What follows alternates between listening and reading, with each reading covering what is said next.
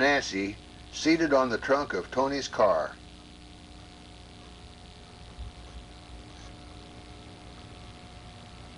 Terry and Nancy.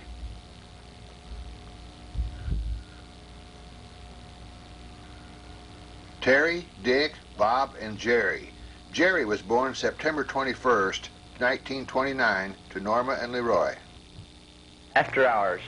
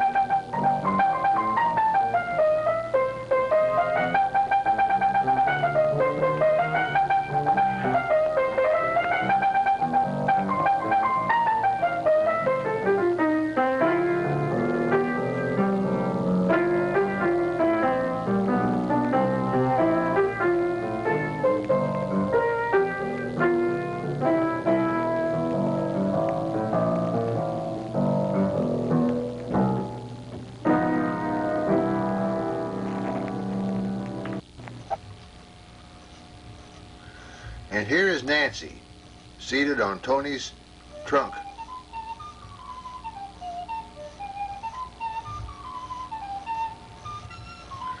Nancy, Jerry, and Dina.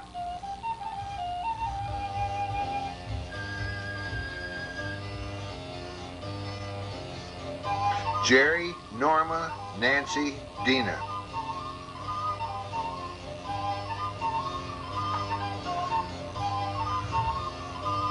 Tony, Terry, Nancy, and Dina.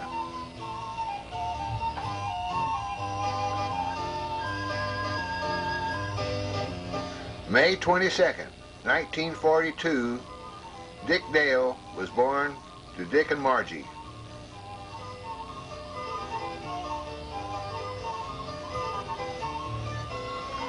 Margie's having a problem with something. Oh.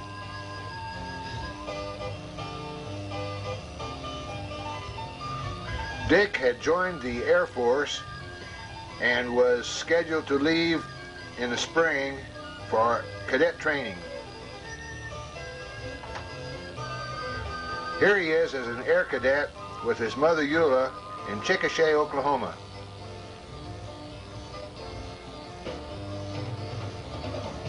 And here the cadet is with his wife Margie.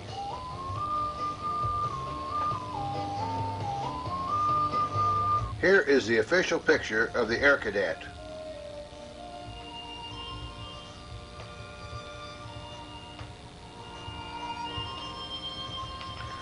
And here his wife Marge pins his wings on him and he becomes an officer in the Army Air Force. My eyes have seen the glory of the coming of the Lord. He is trampling out the vintage where the grapes of wrath are stored. And here is another Lewis wearing his wings. The lightning of his terrible sword sword. His truth is marching on. Glory, glory, hallelujah. Lieutenant Lewis. Glory, glory, hallelujah. Glory, glory, hallelujah. His truth is marching on. I have seen him in the watchfires of 100 circling camps. They have builded him an altar in the evening news and dance. I can read his righteous sentence by the dim and glaring lamps. His day is marching on. Glory, glory, hallelujah. Glory, glory, hallelujah. Dick was sent to Topeka, Kansas to pick up his bomber, his crew, and fly overseas. marching on. Glory, glory, hallelujah. Glory, glory, hallelujah. Glory, glory, hallelujah. His truth is mine. While in Topeka, Dick had time to visit a few relatives. Here he is with officer trainee Terry McAdam.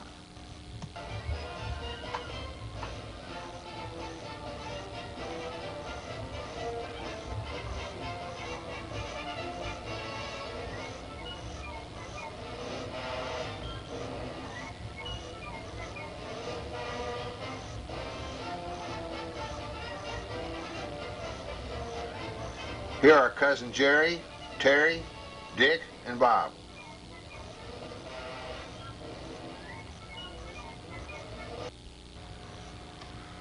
On the home front, the Boy Scouts worked on an aluminum recycling drive.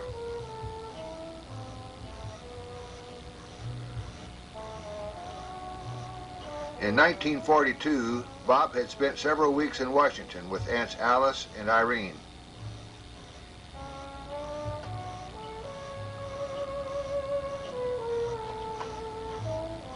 Also in 1942, Eula went back to Arkansas City to visit the graves of relatives.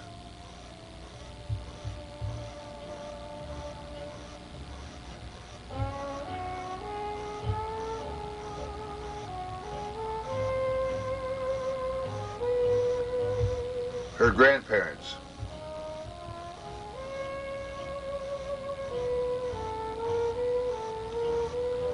Here are Margie and Eula with Coke and Dickie.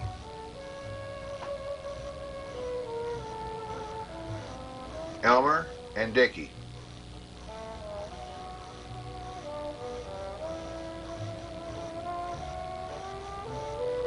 Dickie, Ben, and Eula.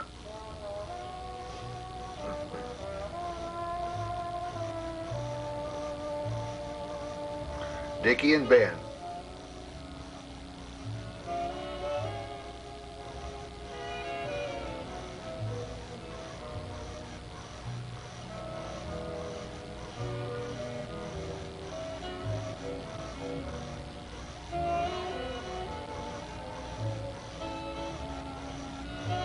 Elmer and Dickie.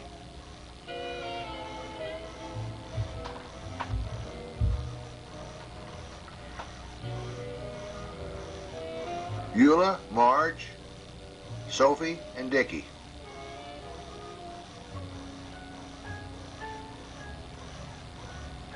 Here was the farm that Ben and Eula purchased at Doe Run during the war so that Elmer and his new wife, Alice, could live on it and farm it.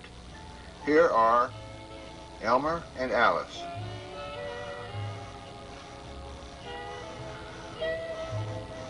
Elmer would be the first one to tell you that he was the one wearing the hat.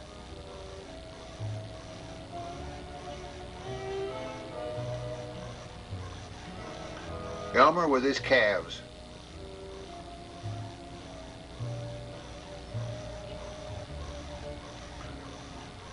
Elmer with his chickens. He also worked at the Western Auto Store while running the farm. Here was the barn.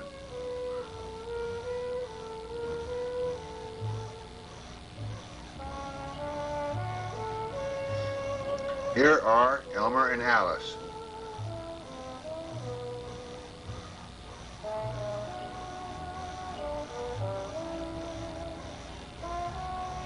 Elmer on the front porch.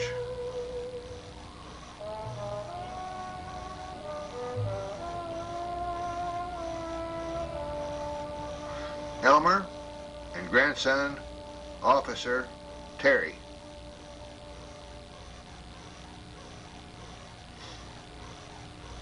Elmer and Billy Greenwall, his former cattle partner, with whom he went broke.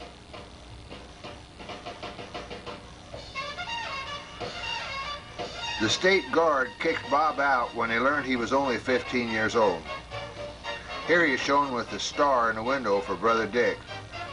And here's Bob with his new fiancée, Joyce.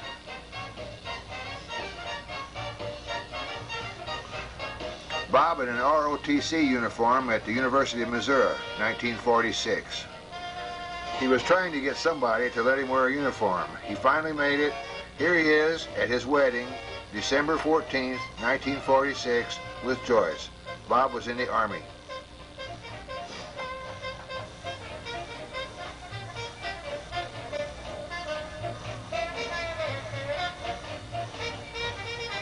Here was Joyce at the age of 4.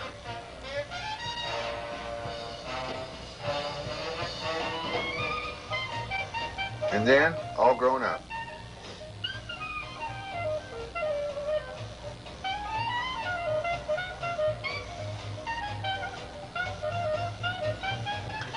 Leroy and Norma. Leroy couldn't stand it that he couldn't be in the service. He had missed World War I. There was a period when the family was rather tense, waiting to see what Leroy would do. But he, at the age of 36, he joined the Army and went away to the South Pacific. Norma stayed to run the Western Auto Store at Platte River. Here is Leroy in the South Pacific.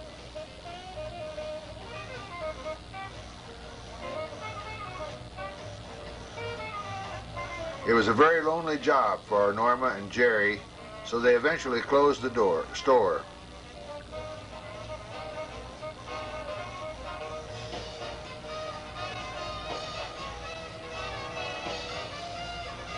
Jerry with his dog Jeff.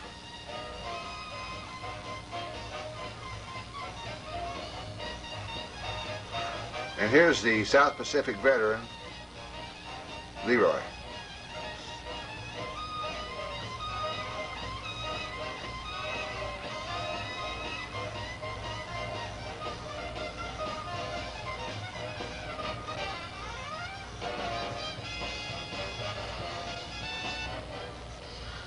Terry was now commander of a minesweeper in the South Pacific. Dad's name was Oliver Howell Lewis. His father had a string of names handed down from some of the nobility in England and Wales. His father was a second cousin to a Prince of Wales who later became King Edward. I don't remember the number, but he must have been in power sometime in the early 1800s, as I believe we have an account of he and his wife coming to America in the 1830s. I don't know if they were married in Wales or in the U.S., but they knew each other in Wales. They did not stay in the East very long, but headed for Ireland. They crossed Lake Michigan by boat. Someone on the boat either had smallpox or came from an area where there was an outbreak of smallpox, so the boat was put under quarantine for 30 days, and their first son was born there. As to the name, people in the British Isles did not particularly go by the last name, last one of their names. So my grandfather picked Lewis out of the group for his last name and George for his first name. They lived in Iowa for a while and then moved to Kansas and settled in Lecompton. Was a backwoods preacher, and as the slave situation became the main topic of the day, he became an abolitionist and was much hated by the slaveholders. I presume he came over in Missouri some to preach against slavery, as Kansas came into the Union as a free state. Probably he was mixed up in the hiding of slaves on their way north to Canada. They called the slaves hunters bushwhackers. One evening, the bushwhackers came to grandmother's house looking for grandfather.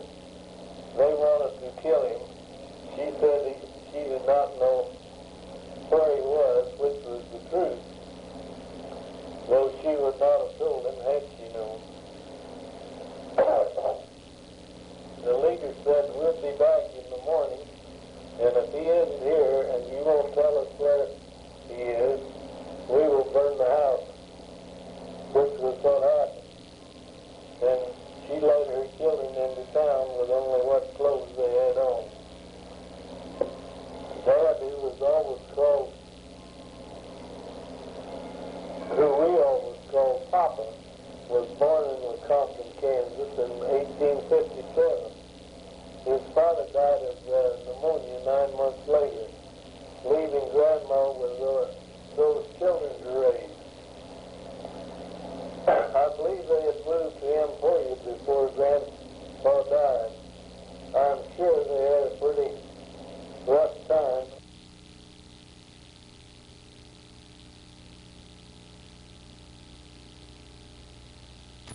Uncle Dave was only 13 when he joined.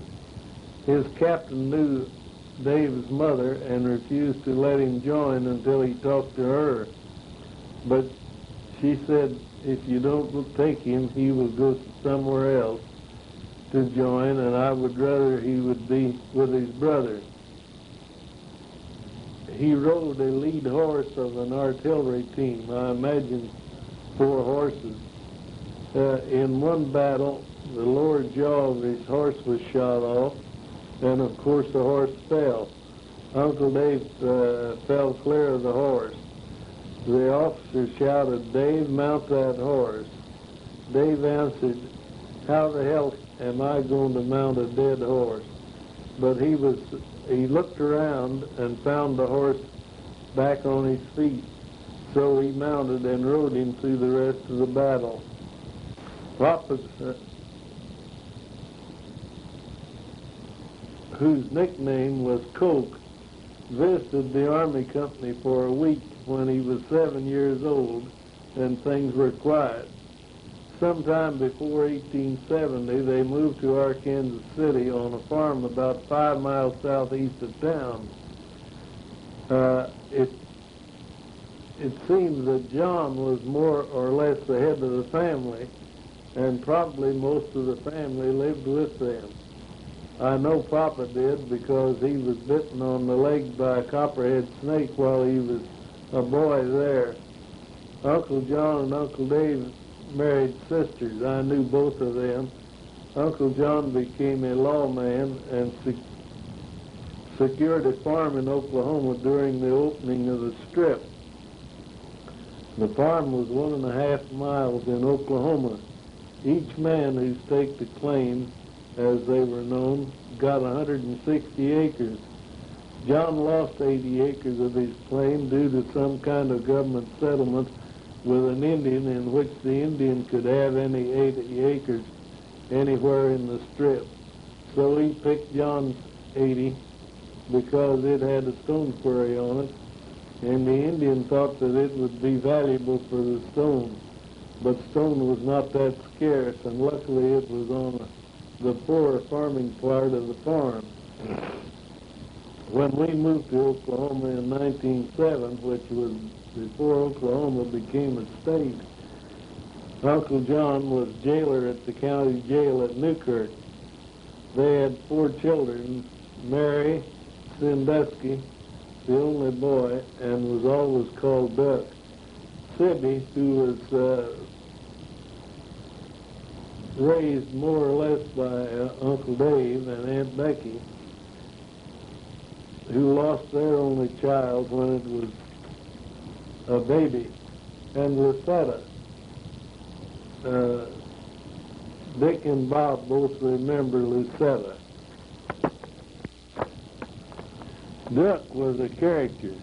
He was married about the time we moved to Oklahoma and raised 3 children. He hardly ever worked, though he did operate a farm for a few years when he was first married. He was a horse trader and made his living that way. He generally kept from 5 to 15 horses around the place and depended on being a better judge of horses than whoever wanted to trade, figuring to get a better horse and, if possible, some money to boot, which he generally did. Sort of like a used car dealer of this day and age. He called those horses that he had didos. Also, his horses were generally pretty low grade, but Uncle Dave settled in Arkansas City, and as long as I knew him, he worked for a lumber yard until he was too old and retired. He was a staunch Christian in the Christian church, and as long as the preachers would allow it, he always wore a long-tailed coat, and at church he would sit in a chair on the pulpit. I don't know how or just when they got him to move down to the pews. He took me to the first picture show I ever saw, and he went to the show almost every change of the pictures. The price of admission at that time was 5 cents. Uncle Dave was a regular attender until they raised the price to 10 cents. Uncle Dave said that is too much to pay for a picture show, and he never went to a picture show again. I think I knew him the best of my uncles. He was a good man. Another uncle was named Evan and was pronounced with a long E as in Evan. The only time I saw him was when I was about 5 years old, while we were still living in Matfield Green, Kansas. He came driving up to our house in a lightweight covered wagon. His wagon was pulled by a team of mules. One was white and the other bay. They were the first mules I had ever seen, as that was a cattle country and people just lived on horses.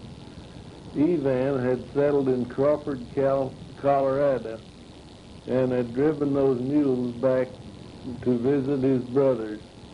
He stayed with us for about a month, and his younger son joined him for the last week or so.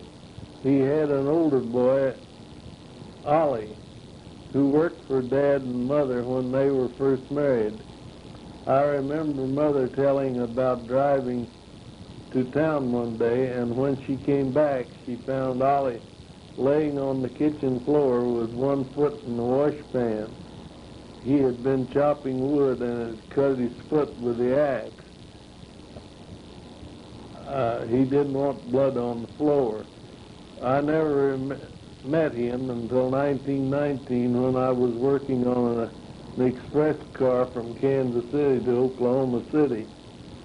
He came to the depot to meet me when the train came through Arkansas City, where he was visiting with my folks and other relatives. I only saw him for a few minutes. I think both boys made Crawford, Colorado their home and ran a small fix-it shop. Those were all the uncles on Papa's side of the family that I ever saw. There were several children who died in infancy. Another thing that comes to mind about the Lewis family was that we always seemed to have a particular liking for sorrel and white spotted horses. Papa had an old spotted horse named Brigham. I only remember seeing him one time, as he was too old to be ridden hard at that time.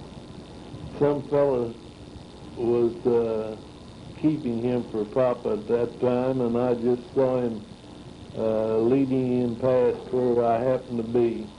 But Papa thought that horse was the best cutting horse he ever rode. A cutting horse, if you don't know, is one used to pick a particular cow out of a herd. Of course, the cow doesn't want to be driven out of the herd and will dodge back and forth to stay with the bunch, but the cutting horse will anticipate which way the cow is going and be ready for any move the cow makes. Papa said he would never get so attached to another horse, but the family did. We had a white Indian pony when I was small, probably the first horse I ever rode. She had a spotted coat the same year Irene was born. She was given to Lester, my older brother, and he named her Guess, so that when anyone asked him his pony's name, he would say Guess, and they would try all kinds of names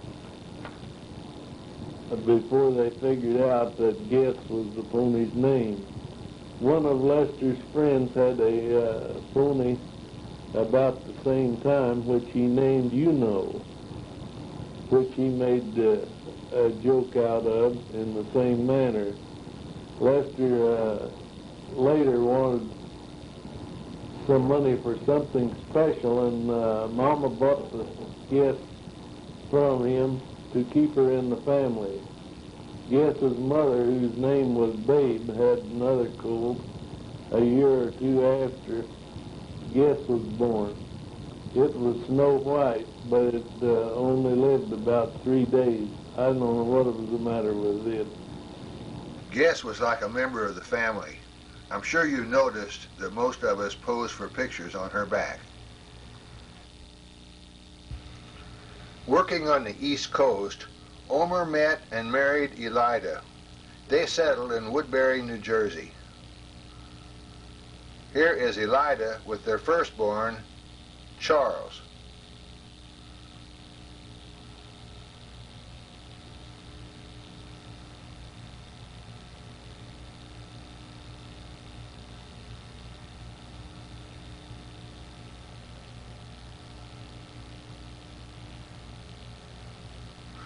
And here is Alice, who had moved to Washington, D.C.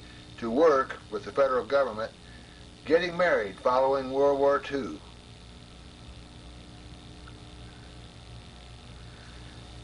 The lucky fellow was Staff Sergeant Louis E. Trott. Here is her satin wedding gown.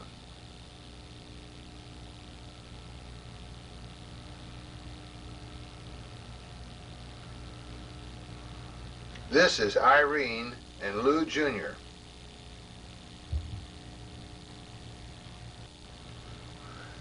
This is Lou Jr.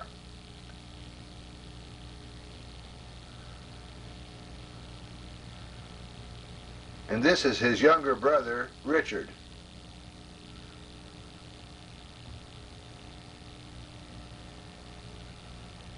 Here is Sophie with Alice and Lou Jr.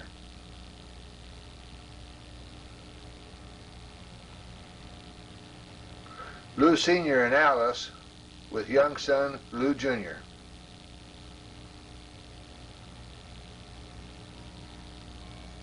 This is Richard